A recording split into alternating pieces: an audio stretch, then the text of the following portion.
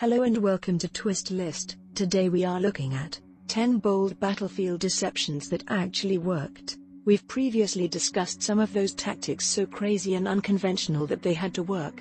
Now, let's train the limelight on some of the most daring deceptions that succeeded in the battlefield, and, of course, marvel at the people with the sheer audacity and ingenuity to pull them off.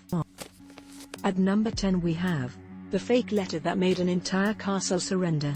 As we can see throughout their history, the Knights Hospitallers were clearly no pushovers, preferring to fight to the last man if need be.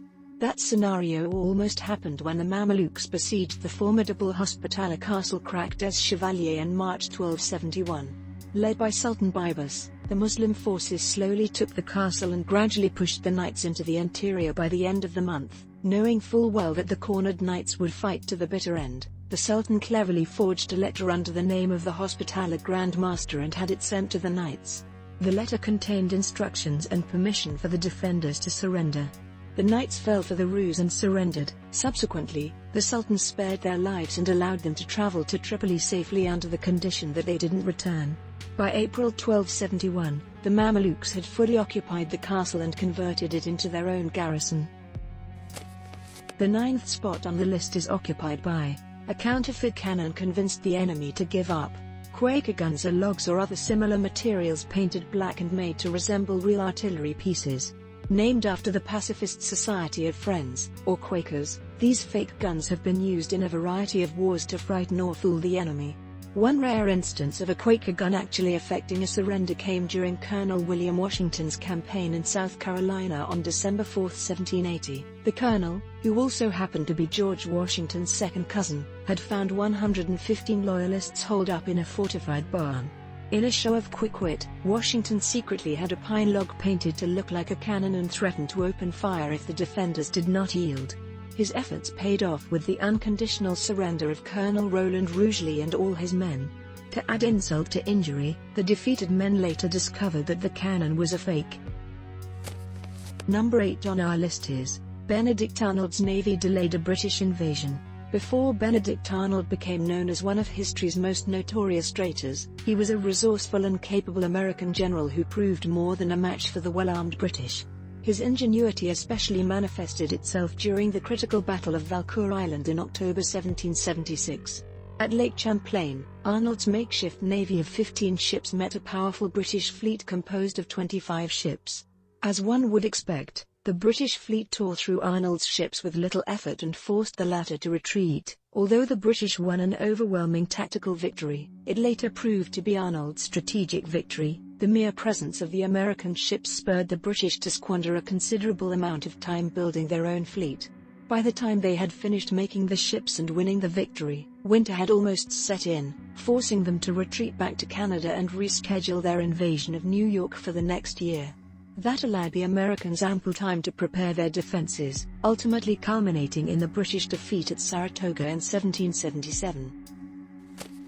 At number 7 we have the SS officer who single-handedly captured Belgrade. In April 1941, Fritz Klingenberg, an SS officer, was engaged in a friendly race with crack units of the German army to capture Belgrade. During their race, Klingenberg reached a Danube river made swollen by frequent rains. Despite the danger, Klingenberg and 10 of his men managed to cross the river using a rickety old motorboat. They then marched unopposed into Belgrade and garrisoned the German embassy. Knowing that German forces were still miles away, Klingenberg tried a bluff. He told the mayor that he would have the city bombed by German planes if the mayor didn't submit. Fortunately, the threat worked and the mayor hastily surrendered Belgrade to Klingenberg. When the German army finally arrived, they were incensed to learn that Klingenberg not only beat them to the city, but had single-handedly captured it as well. News of his bold accomplishment earned Klingenberg lavish praise from the rest of the SS, and he was awarded a Knight's Cross for the successful siege. Number 6 on the list is Operation Scarehorn. In this World War II operation that lasted for almost a year, the Soviets coerced several German prisoners, including Heinrich Scarehorn, to play the part of 2,500 German soldiers trapped behind enemy lines in Eastern Europe. Masquerading as the soldiers, the Soviets then contacted German headquarters in Berlin and asked for supplies to help them break out and return home. Of course, this was just a sham to divert precious German resources, and it worked like a charm. From August 1944 until the war's end, the Germans continuously airdropped men and supplies to aid the non-existent group. In the course of the operation, the Soviets captured a sizable amount of supplies along with about 25 German officers, whom they also forced into deceiving their compatriots. The Germans back home never found out about the deception. At one point, Commando Otto Skorzeny himself had been ordered to conduct a rescue of the beleaguered troops. Hitler also believed the whole thing, and even had Scarehorn and his fictitious soldiers promoted and awarded. The fifth spot on the list is occupied by the Confederate general who made a jackass out of the Union. Confederate General Nathan Bedford Forrest wasn't known as the Wizard of the Saddle for nothing. Other than being famous for his role in the bloody massacre of defeated Union troops in Fort Pillow, Forrest also had a reputation for being an extremely innovative cavalryman who constantly outwitted his opponents. A perfect example of his military cunning came during the disastrous Union raid on Alabama in April 1863.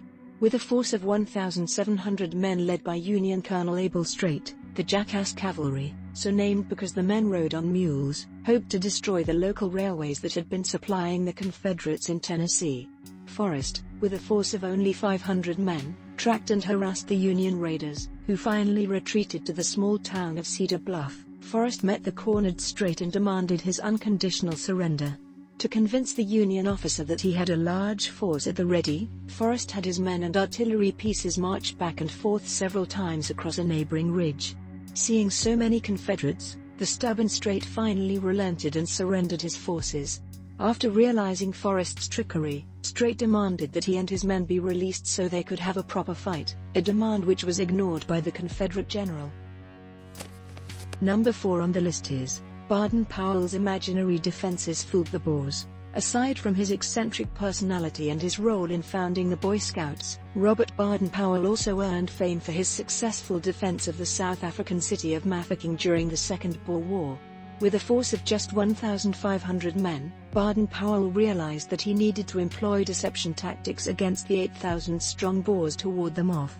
So deceive he did, placing fake landmines and non-existent barbed wire across the city and having his men pretend to cross over them as if they were the real thing, all in full view of the enemy. Barden Powell even forged a letter stating that British reinforcements were coming. They weren't, which he then intentionally lost to the Boers, forcing 1,000 of them to withdraw and guard their rear. These successful acts of psychological warfare enabled Barden Powell to hold out for 7 months until reinforcements arrived.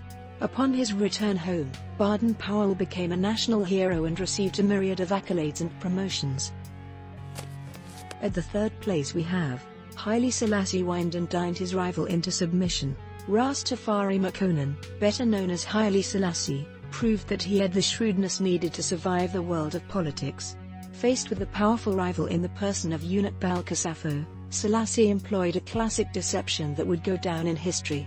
In 1928, he invited Balka, then governor of a province, to his palace so that he could honor him with a banquet. Balka, who was also a formidable warrior who had fought against the Italians in the 1896 Battle of Adwa, went to the capital and stationed 10,000 soldiers outside the city. Distrustful of Selassie, Balka also brought 600 of his finest men with him to the banquet. There Selassie played the perfect host and complimented him at every turn. Eventually, Balka's men began to drop their guard and drink heavily. After the feast, Balka and his men departed back to their camp, and saw no one there. While they'd been inside the palace, one of Selassie's men had gone to their camp and bribed the men to lay down their arms and disappear. Although Balka later escaped to a church, he soon found himself surrounded by Selassie's men. Faced with no other alternative, he surrendered and agreed to stay in a monastery for the rest of his life. At the second spot is Tokugawa's variation of the empty fort strategy. The empty fort strategy is a defensive deception tactic that involves falsely leading the enemy to believe that an ambush is waiting for him in an unguarded area, thus compelling him to retreat. Although the strategy has been heavily embellished in novels, such as The Romance of the Three Kingdoms, one well-recorded account of this strategy came during the Battle of Mikatagahara in October 1572. In this particular battle, Takeda Shingen and his numerically superior army soundly defeated Tokugawa Ieyasu's much smaller force. Tokugawa, hoping to avoid complete annihilation, sounded the order to retreat back to their castle. Along the way, he ordered that torches be lit along the roads and that the gates be kept open. To make the bluff more believable, one of his generals also beat a large drum on top of a tower near the gates. Incredibly, Tokugawa's gambit worked. Takeda and his forces, upon seeing the whole spectacle, decided against entering the castle and opted to settle for the night instead. When darkness fell, a small force from the castle descended upon the camp and wreaked havoc, forcing Takeda and his men to retreat. And finally, at number 1, two of Napoleon's marshals casually captured a bridge. During the Battle of Schongraben in November 1805, which saw France squaring off against Austria and Russia, two of Napoleon's more intrepid officers took a critical bridge from the Austrians without firing a single shot. French marshals Jean Lannes and Joachim Murat realized that they needed the heavily guarded bridge to cross the Danube. Since they knew that the Austrians had rigged the entire bridge with bombs, they decided to take it through guile instead of force. With just a handful of men, the two officers casually strolled across the bridge in full view of the perplexed Austrians.